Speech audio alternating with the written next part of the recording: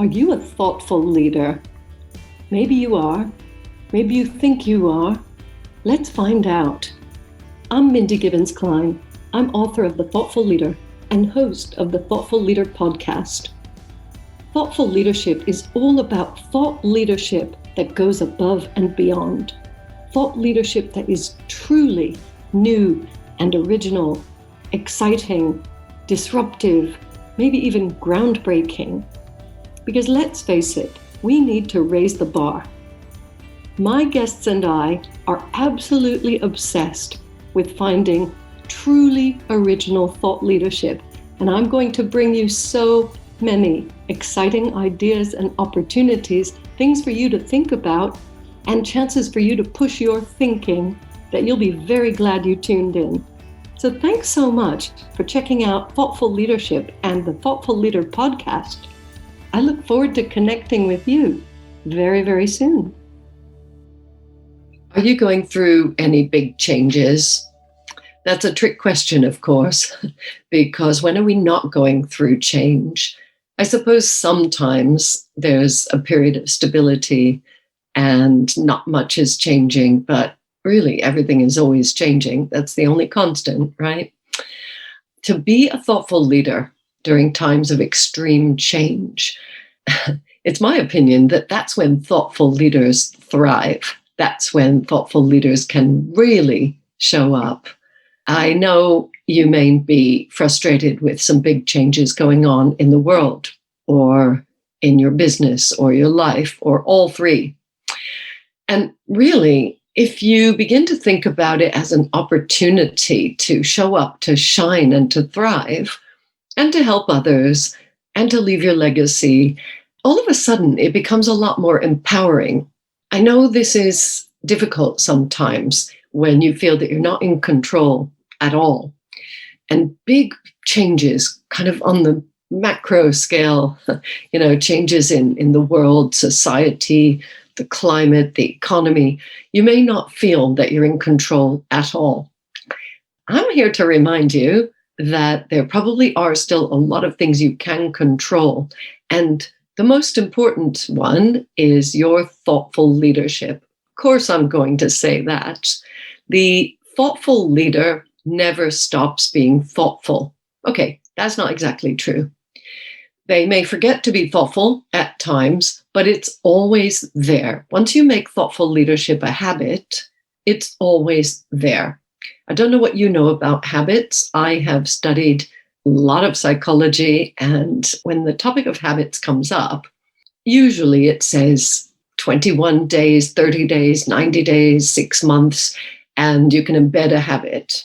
I've understood that if you exercise for 6 months in a row, 3 times a week, something like that, it becomes a habit. So even if you stop, you will always go back to it at some point. I know this is true for me. I've been through periods of time where, I've stopped running or going to the gym, but I always go back to it because at one point I did a lot of exercise. That's an example. So what about the habit of being thoughtful and the ability to use that habit in a positive way when things are changing around you? There's 2 types of change, of course. Let's talk about both. The first one is, I've started talking about it already, it is the change that you did not engineer, the change that you feel has happened to you. That may or may not be accurate, but you feel it has happened to you, and therefore you feel a bit out of control. Let's just assume that you are not in control. I think it's a really useful assumption here. I have seen a lot of people thrive in times of extreme change, during recessions, during challenging health crises, times of change in their career.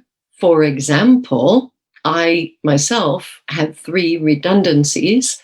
I think it's called layoffs in the US. I haven't lived there for a very long time. But basically, my job was terminated.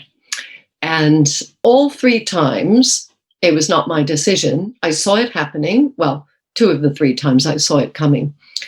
But what occurred for me was this desire to turn it into something positive.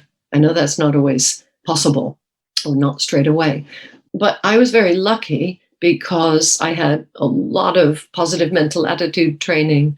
I'd done a lot of courses, I'd read a lot of books, and I generally kept myself quite emotionally and psychically strong, if that makes sense. So I had an advantage. And this is what I want to encourage you to do the next time a big change comes out of nowhere, seemingly, or you see it coming, but you feel that you have not engineered it and it's not something that you would have chosen. Okay, what are you going to do with that situation? Maybe you're in that situation now. My best advice to you is to sit with it, sit with your emotions and acknowledge them. That's really important. Don't hide them under the rug. Don't put your head in the sand. Acknowledge, feel what you need to feel, cry if you need to, punch a pillow if you need to, and then begin asking yourself what you still can control. This is something that smart leaders do very often, thoughtful leaders. What can you control? There are still things that you can control.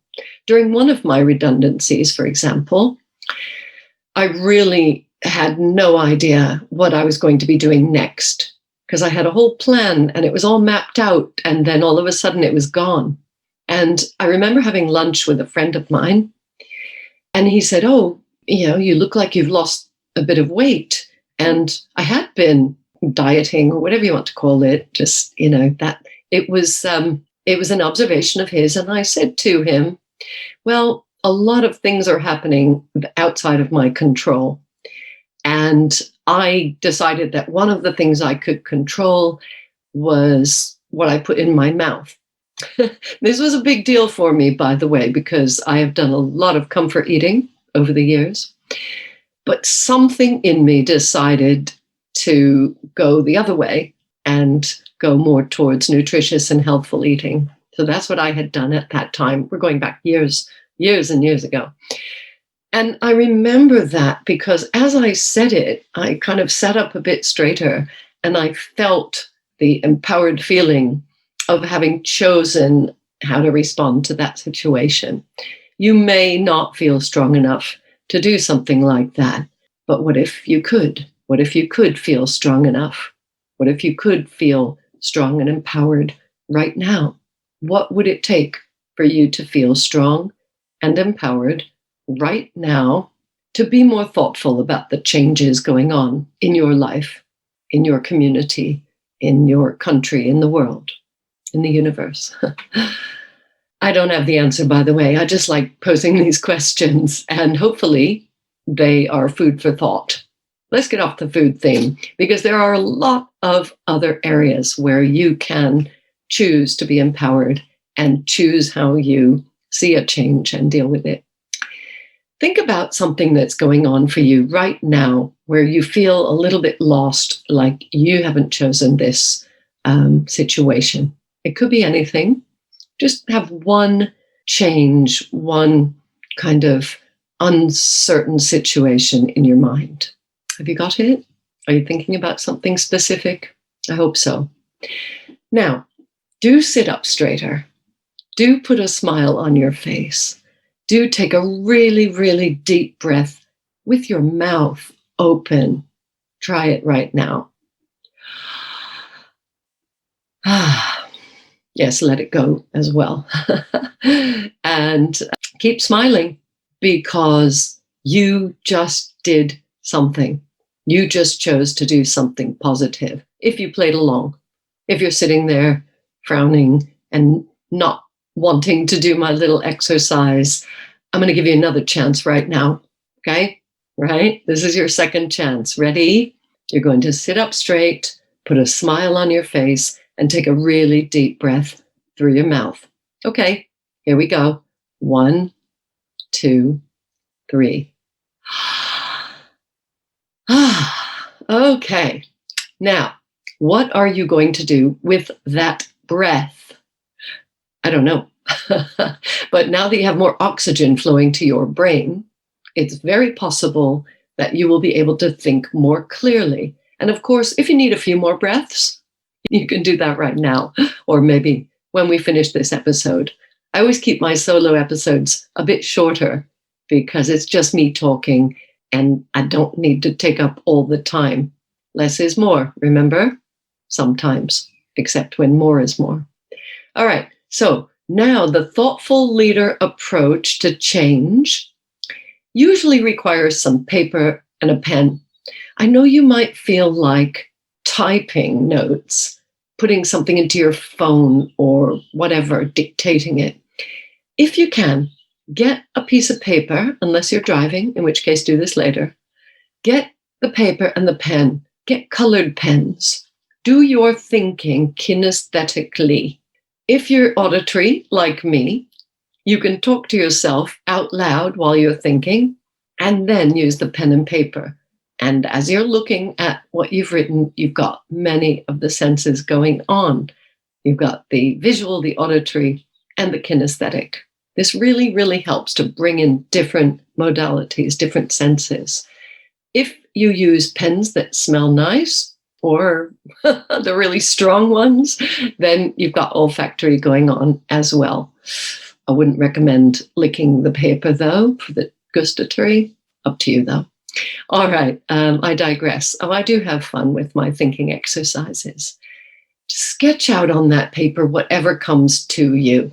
I'm not a big fan of brain dumps, as you know, but this particular thinking exercise doesn't require any structure. It doesn't require any guidance. You just need to make sure that you've taken that deep breath with a smile and begun to think about what else you can control. Because for the most part, you can control your posture, your smile, your breath. That's 3 things, actually. Isn't that great? What else? And you may want to write on the paper, what else? Or what else can I control? As human beings, and especially as leaders, we do have a very strong desire to control things. Not in a controlling way, or not for the sake of it, but because we know that we're good. Please take that in. Many times we're taught to be humble, to be the servant leader and all of that. But even that does require strength, and it does require that power and that confidence, the confidence to know that you can let go and relinquish control. Well, that's a kind of control. We do have a strong need and desire to control. And please remember that you are good. Look at where you are. Look at the changes you've been through in your life in the past 5 years, 10 years, 20 years. Look at where you are. Look at how you've dealt with them. So even if you haven't done this work consciously in the past, you are capable of it. You are actually really good at it. I like reminding everybody I meet how amazing they are. Sometimes we forget. The thoughtful leader can always, always access that memory and that feeling, that reminder of how amazing we are. In terms of creating something positive from the change, what else can you do? What else is in your control? And you may need to sit with this for a while. One of the things I find people doing is stopping short of the real benefit, the real valuable thinking, the real insight. And why we do this, I'm digressing a tiny bit intentionally, why we stop short is it usually stems from 2 things. Number 1, we're not conditioned to sit quietly and sit with something. Consider, remember, comes from the Latin to sit with something, and just sit with it. There are distractions, our mind chatter, the monkeys start talking and jabbering away, and we're out of practice. We are out of the habit of sitting with a thought, an intention, a desire to plan something that we can control. That's fine. Being aware of that means that if that comes up and you start thinking of the jobs that need doing and something else and what you need to do for someone else and emails, and you know that that's going to distract you. If you can bring yourself back, another deep breath, another smile, smiling and breathing at the same time encourages the positive thoughts. So let's not be too serious with this. The other reason why people don't sit with something long enough is we really don't know how. We don't know how long is long enough. I say in one of my books, I'm sure it was The Thoughtful Leader, how long is a piece of thinking? I asked that question and I didn't really give the answer, except to say that it's as long as it needs to be.